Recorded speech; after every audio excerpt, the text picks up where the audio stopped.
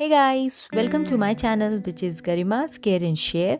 आज मैं आपसे कुछ ऐसी चीज़ डिस्कस करने वाली हूँ जो कि बहुत ज़्यादा इम्पॉर्टेंट है और ईयरली अगर साल भर में हम उस चीज़ को करते हैं तो हमारी हेल्थ के लिए बहुत ज़्यादा बेनिफिशियल रहने वाला है। आज मैं बात करने वाली हूँ स्क्रीनिंग टेस्ट के लिए।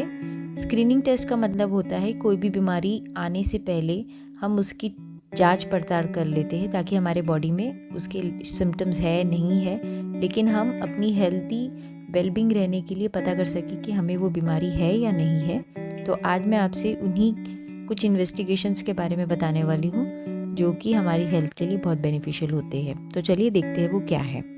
सबसे पहले हम बात करने वाले हैं कंप्लीट ब्लड काउंट की।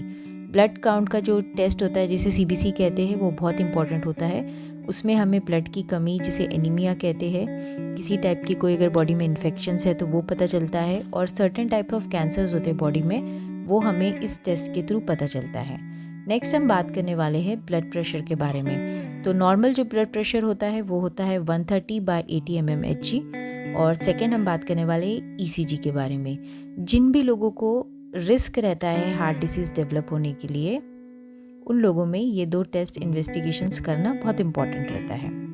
अब हम बात करने वाले हैं ब्लड प्रेशर हमारा कंप्लीट हो चुका है। अब हम ब्लड शुगर के बारे में बात करने वाले हैं। तो ब्लड शुगर को चेक करने के लिए टेस्ट होते हैं फास्टिंग, जो कि 12 घंटे आपको भूखा रहना पड़ता है। उसके बाद में आपको सुबह अर्ली मॉर्निंग में कुछ बिना कुछ खाए पिए टेस्ट करना पड़ता है ब्लड शुगर चेक करने के लिए। दूसरा होता है पोस्ट मील, जो कि खाना खाने के बाद चेकअप करते हैं। और एक होता है HbA1c। ये टेस्ट जो है ये 3 मंथ्स में आपका कंप्लीट शुगर का जो काउंट होता है वो बताता है कि 3 मंथ्स में बढ़ी है या घटी है। ये एक्यूरेसी इसकी 100% होती है। सो ये 3 टेस्ट है ब्लड शुगर के।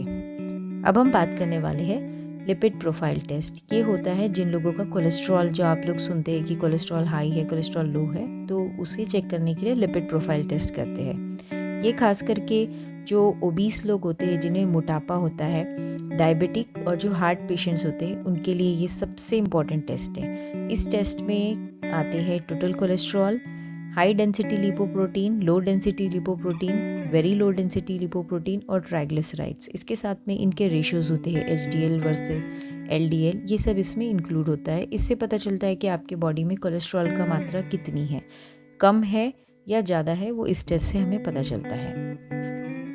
इसके बाद हम बात करने वाले हैं डायबिटिक लोगों के लिए। तो इन लोगों के लिए आँखों का चेकअप साल में करवाना सबसे इम्पॉर्टेंट चीज़ है, बिकॉज डायबिटिक के साइड इफ़ेक्ट्स बहुत ज़्यादा आई में होते हैं। उसके साथ में आपको ब्लड शुगर टेस्ट तो कराते रहना है, और हर साल में आपको किडनी फंक्शन टेस्ट एक जो होता है वो कराना बहुत ही इम्पॉर्टेंट है, ताकि जो डायबिटिक का प्रभाव होता है, दुष्परिणाम जो होता है, वो किडनी पे सबसे ज़्यादा उसका अफेक्शन होता है। तो वो कैसा है उसे जानने के लिए आपको ये टेस्ट करना बहुत ही इम्पॉर्टेंट है। अब हम बात करने वाले हैं कार्डियक टेस्ट की, जो कि है ECG, जो मैंने आपको पहले बताया है। नेक्स्ट है ट्रेडमिल टेस्टिंग। इसमें आपको ट्रेडमिल पे सब आपकी इलेक्ट्रॉनिक जो इक्विपमेंट्स होते हैं मॉनिटरिंग की जाती है, और आपको ट्रेडमिल पे वॉक करना रहता है। नेक्स्ट है 2D इको, जो कि जैसे आप सोनोग्राफी कराते हैं वैसे ही हार्ट की सोनोग्राफी होती है, उसे 2D इको कहते हैं। और लिपिड प्रोफाइल टेस्ट, जो मैंने अभी आपको आगे के स्लाइड्स में एक्सप्लेन किया है। अब अगर आपको कोई प्री एग्जिस्टिंग रेस्पिरेटरी डिसीज़ है, मतलब आपको अगर छाती रोग की कोई समस्या है, तो आप लोगों को एक नॉर्मल एक्सरे कराना इम्पॉर्टेंट है। पल्मोनरी फंक्शन टेस्ट, जिसे स्पायरोमेट्री भी बोलते हैं, और SpO2 normal oxygen saturation blood में कितना होता है वो चेक करना बहुत इम्पॉर्टेंट है। इसके बाद में ये जो सारे टेस्ट है वो आपको हर साल में कराना है। ये ऐसे टेस्ट है कि इसमें से आपको अगर कुछ डिसीज़ है तो वो टेस्ट आप कराइए, अगर आपको वो डिसीजेस नहीं है तो आप उन टेस्ट को एक्सक्लूड कर सकते हैं, उन्हें आप मत कराइए। फिर यूरिन एनालिसिस के बारे में बात करेंगे। यूरिन एनालिसिस बहुत इंपॉर्टेंट होती है। इसमें अगर आपके यूरिन में प्रेजेंस होता है, मतलब प्रोटीन, शुगर या ब्लड कंपोनेंट अगर आपकी यूरिन में आता है, तो वो एक इंडिकेशन हो सकता है कि आपको किडनी डिसीज़ हो सकती है। लिवर फंक्शन टेस्ट सबसे इम्पॉर्टेंट चीज़ है। ये खास करके स्क्रीनिंग करता है लिवर को। जो भी लोग बहुत ज़्यादा अल्कोहल ड्रिंक करते हैं, अल्कोहल कंज्यूम करते हैं, तो उनसे जो जुड़ी हुई जो डिसीज़ होती है उसे ये पता करता है। फैटी लिवर, हेपेटाइटिस B या C, ये सब चीज़ लिवर फंक्शन टेस्ट में हमें पता चलता है। अब सबसे इम्पॉर्टेंट चीज़ है किडनी फंक्शन टेस्ट। अगर आपका सीरम क्रिएटिनिन हाई है, इसका मतलब हो सकता है कि आपको किडनी में फंक्शनिंग में डिस्टर्बेंसेस चालू है, तो ये टेस्ट करना भी बहुत ज़्यादा इम्पॉर्टेंट है आपकी बॉडी के लिए। अभी जैसे लाइफस्टाइल चेंजेस हमारी होने लगी है, तो थायराइड एक बहुत ज़्यादा कॉमन चीज़ हो चुकी है लोगों में, तो उसके लिए आपको हाइपोथायरॉयडिज्म मतलब कम होना, हाइपरथायरॉयडिज्म मतलब ज़्यादा होना, और थायराइड स्टिमुलेटिंग हार्मोन है TSH, ये टेस्ट से आपको थायराइड की फंक्शनिंग के बारे में अच्छे से पता चल जाएगा। फिर जैसे जैसे आपकी एज बढ़ती है, जैसे जैसे आप 40 प्लस में आते हो, तो एज के साथ में आपके सेल्स और सारे डीजनरेशन प्रोसेस जो होते हैं वो डेवलप होने लग जाते हैं। तो उनके लिए आपको बोन डेंसिटी, कैल्शियम और एक टेस्ट विटामिन D का करना बहुत इंपॉर्टेंट है, ताकि पता हो सके कि आपकी बॉडी में ऑस्टियोपोरोटिक चेंजेस है क्या, बुढ़ापे के कुछ सिम्टम्स दिख रहे हैं क्या हड्डियों में और आपके जॉइंट्स में, जिससे लोगों को बहुत ज़्यादा जॉइंट पेन होता है। तो ये सब चीज़ों को देखने के लिए ये टेस्ट करवाना साल में एक बहुत इम्पॉर्टेंट चीज़ है।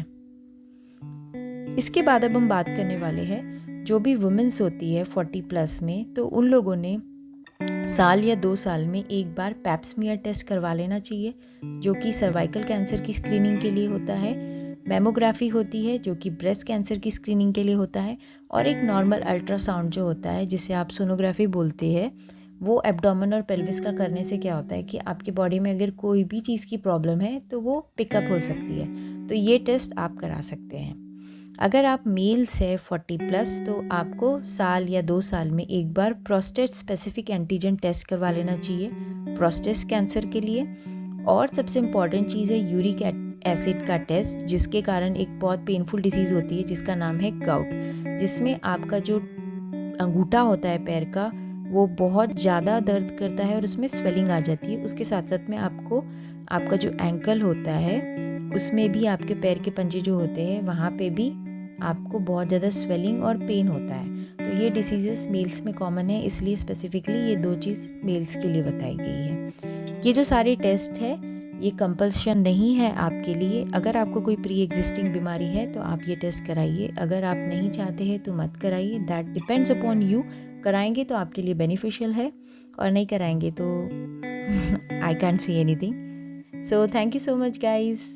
Please like, share and subscribe to my channel अगर आप मेरा वीडियो पहली बार देख रहे हो तो, और कमेंट करके बताओ कि आपको ये वीडियो कैसा लगा है और कितना हेल्पफुल था आपके लिए। Take care, see you soon.